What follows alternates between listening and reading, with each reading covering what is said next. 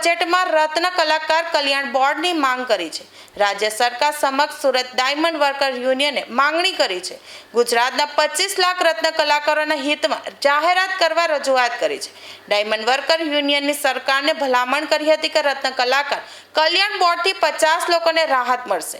રત્ન કલાકારોને મંદીના માહોલમાં સહારો મળી રહેશે। છેલ્લા 5 વર્ષથી ડાયમંડ વર્કર યુનિયન દ્વારા રજૂઆત કરી છે, છતાં હમણાં સુધી કોઈ જાહેરાત થઈ નથી।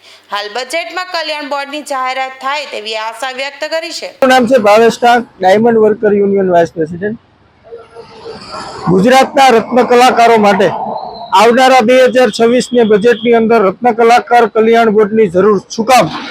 આ સૌથી મોટો પ્રશ્ન આજે તમામ લોકોને થઈ રહ્યો છે। ત્યારે એની સ્પષ્ટતા કરીએ તો રત્ન કલાકારને જેવી રીતે બાંધકામ શ્રમિકને જે લાભ મળે છે એવી જ રીતે રત્ન કલાકાર કલ્યાણ બોર્ડના માધ્યમથી રત્ન કલાકારોને લાભ મળે, હોમ લોન સસ્તી મળે, પ્રધાનમંત્રી આવાસ યોજના, મુખ્યમંત્રી આવાસ યોજનાનો લાભ આ બોર્ડના માધ્યમથી મળે, આરોગ્યની સુવિધાઓ આ બોર્ડના માધ્યમથી મળે।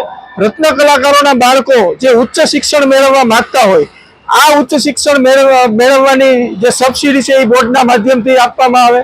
રત્ન કલાકારોને સ્કિલ ડેવલપ કરવી હોય તો આ સ્કિલ ડેવલપની પણ સુવિધાઓ આ બોર્ડના માધ્યમથી મળે। એટલા માટે રત્ન કલાકાર કલ્યાણ બોર્ડની માંગણી કરી રહ્યા છીએ અને આ માંગણી છેલ્લા 5 વર્ષથી ડાયમંડ વર્કર યુનિયન કરતું આવ્યું છે।